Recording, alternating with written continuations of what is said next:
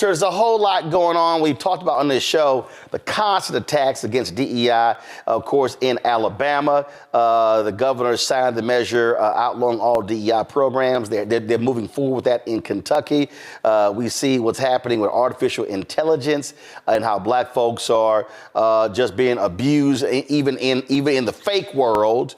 And we still have all of these companies out here that promise billions upon billions to black people in the wake of the death of George Floyd, and most of them ain't done a damn thing. Well, Color of Change has been on the front lines of those issues. Rashad Robinson, who leads Color of Change, joins us right now. What's up, man? Good to see you. Good to see you. So let's talk about first. I don't know. It's so much.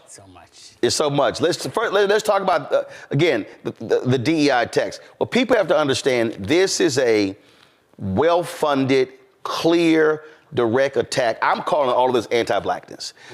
And the effort to stop any program, not just affirmative action in colleges, but they're going after law firms. They're going after Fearless Fund. They're going after corporate America. They're going after any and every program or initiative that has been a helping hand to anybody black or minority. But I really say these are anti-black initiatives. Well, folks have to understand that this is about closing the door to education, to government contracts, to employment, closing the door of opportunity across the board. I know we talk about DEI and we talk about affirmative action, but those are solutions to a problem. The problem is unearned opportunity, unearned access, privilege, all of those sort of things that allow for people to get things, to allow white people, to let white men in particular, but white people across the board to get things that they haven't actually earned, right. While we're fighting over crumbs. And so what ends up happening, their strategy is now we start arguing about whether or not we like affirmative action, right, or whether or not we like DEI, or whether or not a DEI program has been beneficial or not. These are solutions. Perhaps they haven't always been the best solutions, but at the end of the day, what they're closing off is any solution to dealing with the problem. We have to focus on the actual problem, and then we also have to focus on the people behind it and their enablers. Yep. And so part of what we're doing at Color of Change is really going to be focusing on the funders, the people who are funding this, the people who are supporting it, the donor advised funds, these folks who get together and pool their money through Fidelity or Goldman Sachs and other places and want to be private and in secret, right, and are funding these efforts and then want to play in polite society, want to serve on board of directors for cultural groups, for black organizations, want to be in spaces where they are sort of playing both sides, and we can't have that anymore. It was sort of like what many of these companies were doing who were funding ALEC. Yes. Well, this is exactly.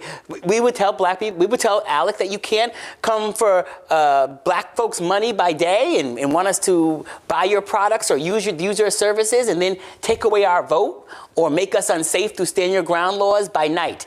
And, this is what actually sort of has to happen. Because, I think we've gotten really focused on, they're chipping away, and it will be DEI today, and it will be something else tomorrow, and it'll be something else. And this all, right, is connected to the attacks on books in our schools, attacks to coursework. All of those things are connected. It's about erasing us, silencing us, and then closing the door to opportunity. Well, look, Christopher Rufo made it clear. Hey, we want to do this, and we want to put everything under, basically anything that's brought up, they want to attach woke, CRT, DEI to it. So basically, again, all anti-black. He made it clear. That's in the minds of folks, really white folks. When it comes up, they want to see that they want to put everything under that banner, suing to keep the money from black farmers. Now, Stephen Miller, these folks now trying to support this one writer, this white guy in Hollywood. 90% of all writers in Hollywood are white. Yes. Oh, but all of a sudden, I can't get a job because they told me they had to hire some less talented people. Yes. I mean, come on, man. And here's the thing about that. We should be suing these companies. Because the fact of the matter is that the reason why all of these writers' rooms are so white is because of policies and practices that are deeply discriminatory. Right. You know, over the years, we've done a number of reports on Hollywood, and we have one coming out in August that's going to look at all the crime TV shows and looks at the representation of race and crime. It's the second one in a series we've done specifically on this called Normalizing Injustice.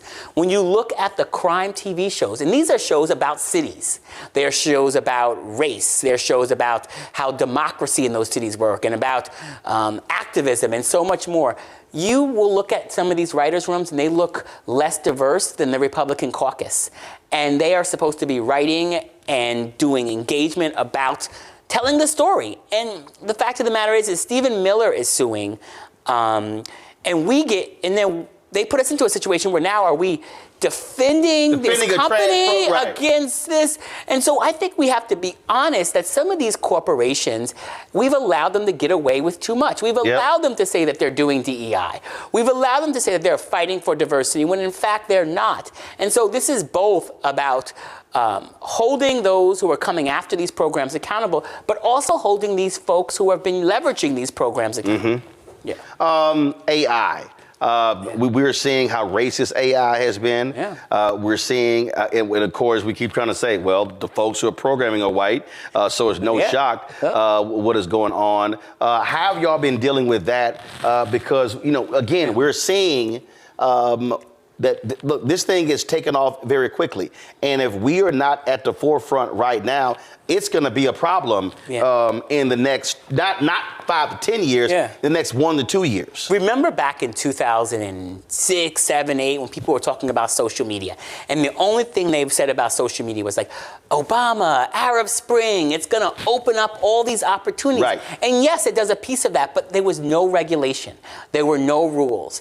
And when and self-regulated companies are unregulated companies. And one of the things you have to remember about what's happening in the technology space is that at the end of the day, the incentive structure is for these companies to make money at all costs. But that's any corporation, right?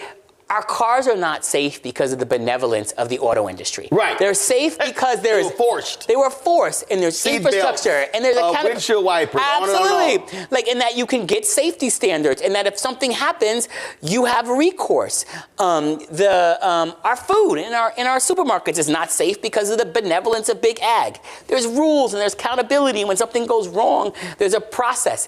And somehow people can call themselves engineers, go out to Silicon Valley, build stuff that breaks us, that hurts our society, and there's no accountability. You know, when I testified before the House, the U.S. House of Representatives, on something called Section 230, which is this clause that allows for tech companies, tech platforms like Facebook and Twitter to be immune from a whole set of sort of things that are related to their business model, like ads that are forced, or the ways in which they make money that amplify hateful content and lead to all sorts of problems.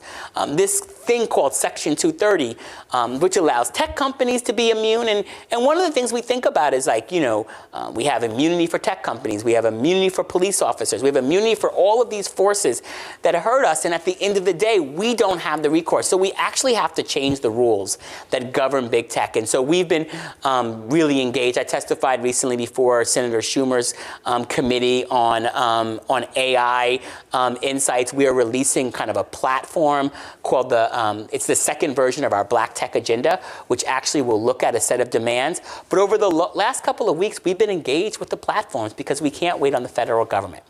And for years, as you know, we have been fighting these companies, leading boycotts against them, you know, going toe to toe, meeting with Elon Musk after he buys it, because government hasn't done anything.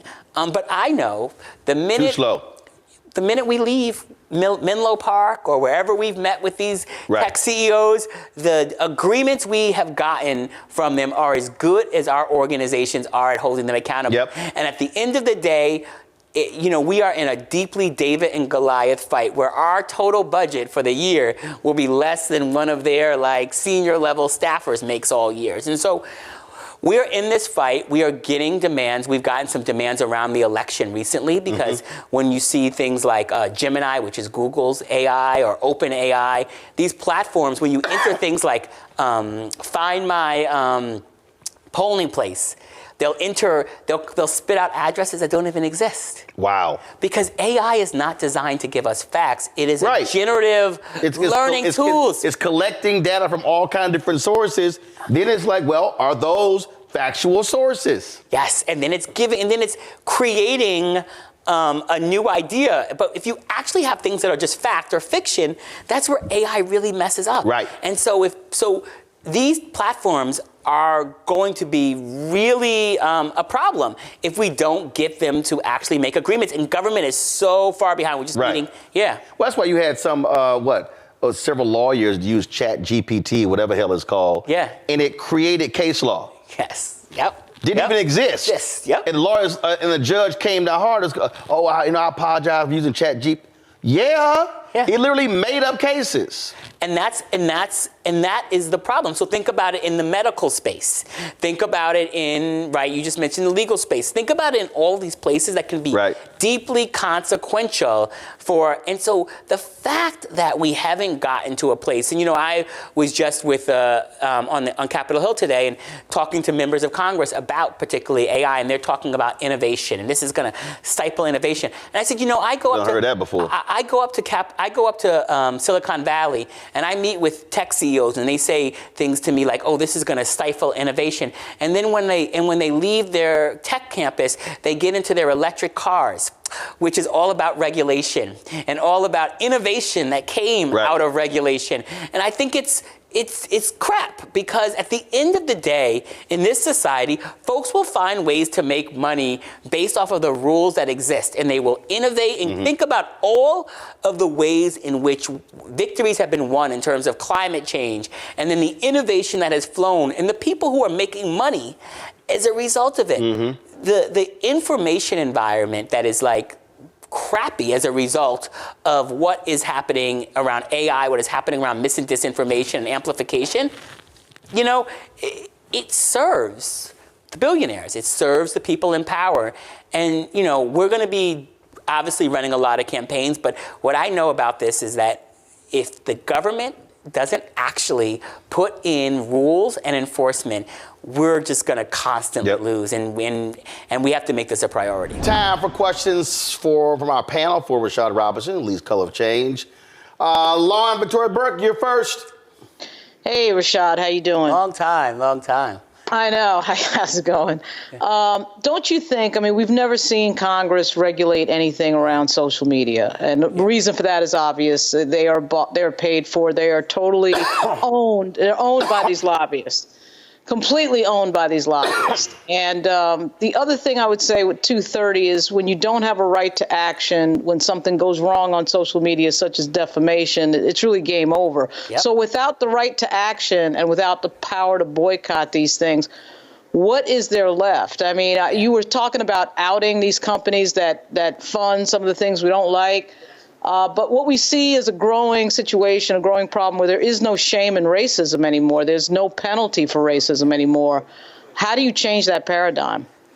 So, I have to say that there are days where I'm like, you kind of want to throw your hands up. We do $1 billion boycott of Facebook, and then you get some demands out of Mark Zuckerberg and at the time Sheryl Sandberg, and then you see that Facebook makes money, and then even during the boycott, and you see some of the things that you felt like you got as a result not actually pan out into the change. And absolutely, we got...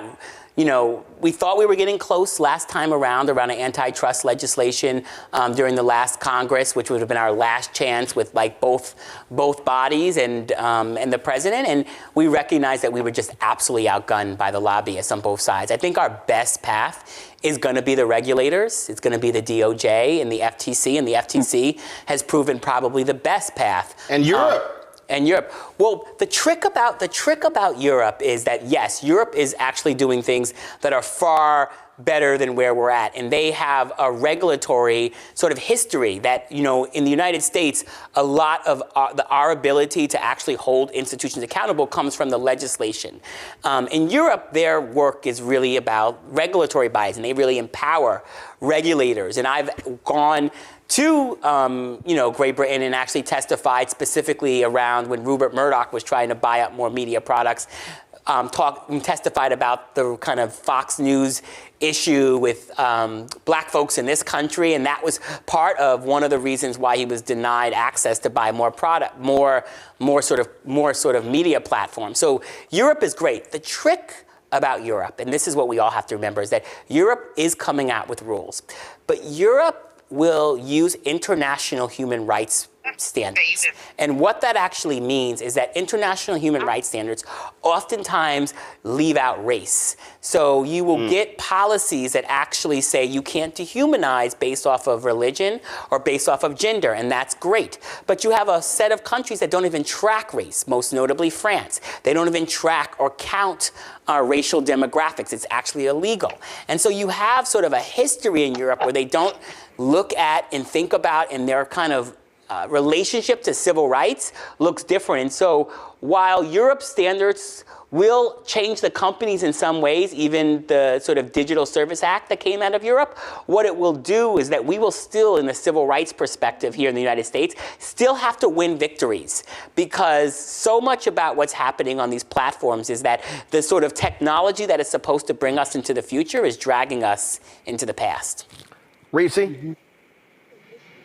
Hi, yes. My question is about, I know there's a lot of talk about the prevalence of racism and social media and how it's unchecked, particularly with Elon Musk now owning X. But I have seen, and I've been talking about this for years, how even when they do enforce the rules, or they call themselves enforcing the rules, it disproportionately harms Black users, Black content creators.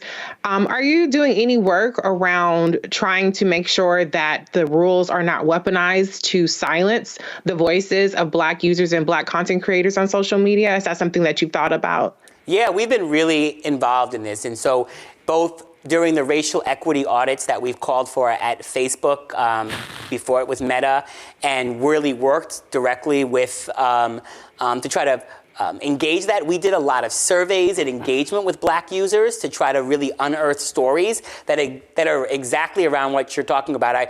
We actually hosted a forum in Atlanta with Black creators and Black users. This was a number of years ago. We actually brought Sheryl Sandberg to Atlanta.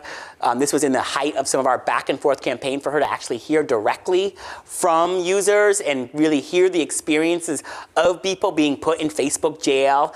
They said Facebook jail didn't exist, but I know more than enough people that know that they've had the experiences of simply being able to talk about a racist experience that they have, and then that being called racist. And so we've have a number of those examples, and that's absolutely been part of not just how we've pushed on policies, but how we've pushed on personnel. Because a lot of this has been about the personnel at these companies, from the content moderators on up, really having a nuanced understanding about how different communities engage. And as things go to AI, and more of this sort of content moderation is kind of automated, we're only going to see more and more problems, because it's going to be bad data in and bad data out. X and Elon Musk creates a real problem for us, because it's a race to the bottom. All of the sort of things that have been won over time, and this is why self-regulation is such a problem, is that the race to the bottom now creates a kind of market force that makes Google and Facebook say that, oh, we're not as bad as X. And so we're doing X, Y, and Z, which is not nearly enough, but X is so far in the gutter that we have these problems. But when there's something bad on, let's say, a Facebook, it's such a bigger problem, because Facebook has 3 billion users. So that's more followers than Christianity. And so what their ability to actually even monitor and engage and even take seriously what you're bringing up becomes really hard. And so we are paying attention to that, and making sure that the rules that we get in place are not sort of disproportionately impacting Black people, or not used to stifle Black voice, Black creativity, Black content. Greg. Thank you, Roland. And it's good to see you, Brother Rashad.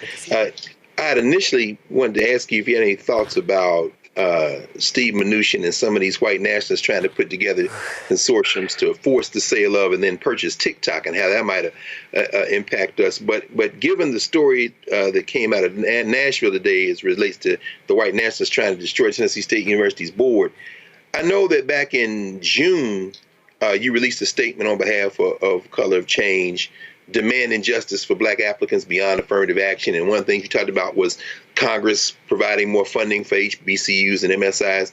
And I also know that there's an option, of course, with Color of Change of starting your own petition, so people can do that. Any thoughts on how Color of Change could get involved directly in this struggle out of Nashville to prevent the Tennessee government, state legislature, and governor from taking over the Tennessee State University board? Well, I think there's a couple of things that need to happen. First, we need a robust engagement from Merrick Garland and Kristen Clark and the DOJ.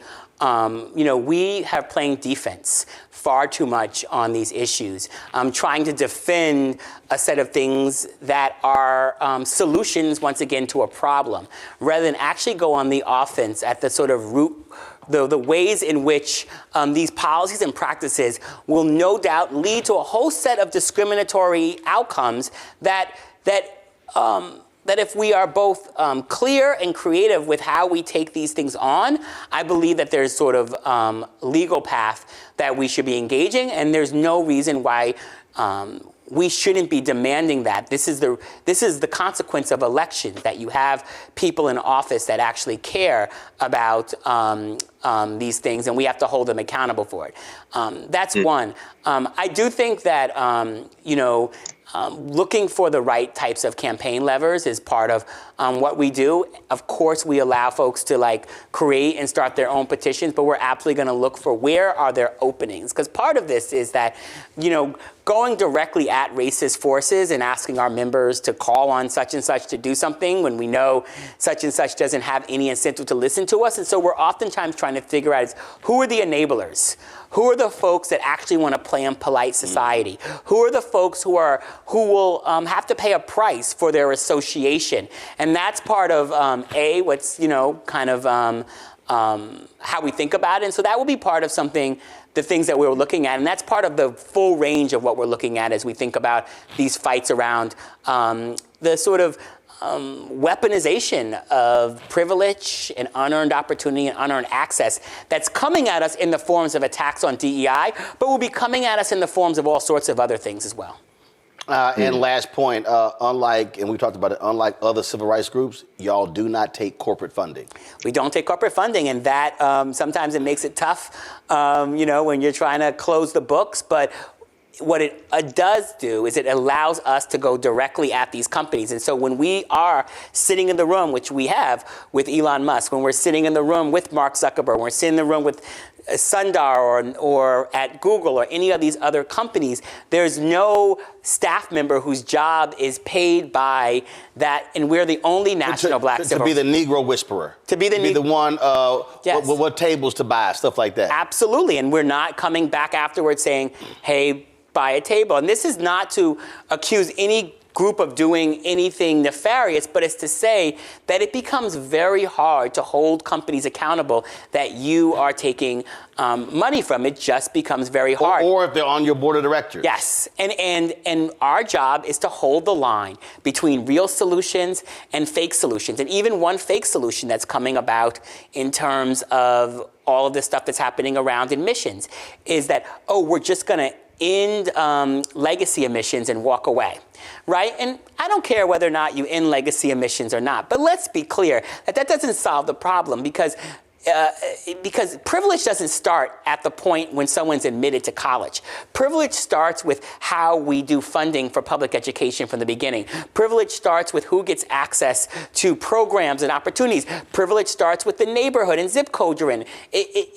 Privilege starts in so many places. And so they know. This is why Republicans in Virginia supported the legislation to end legacy emissions, because they know that this is not just about the written rules, but it's about the unwritten rules of access and opportunity that far often will exceed the written rules. They will be the real rules. And so the unwritten rules of how corporate money has influenced the way that civil rights gets played out, and what we think that we need to do in order to make companies happy or on our side makes things incredibly hard for us to truly win. Because at the end of the day, the companies will never give us enough money to be powerful enough to push back on them. They'll just give us enough money so that we want more of it and so that we are now in relationship with them. All right. Rashad Robinson, appreciate it, man. Appreciate you always. Thanks for stopping by. Thanks for having me.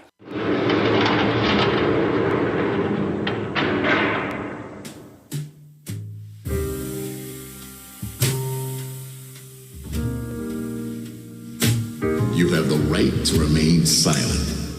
Anything you say can and will be used against you in a court of law. You have the right to an attorney, and if you cannot afford